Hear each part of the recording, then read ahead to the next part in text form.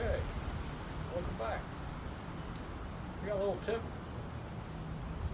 Maybe it'll work for you, maybe it won't.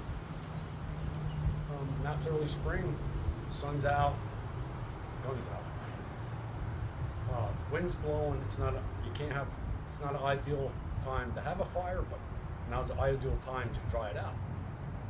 So here's my tip: as you're drying out your wood for the upcoming season, sit back, relax, look on your tan, grab yourself a can, man. It's a little tip for you. Thanks for stopping by.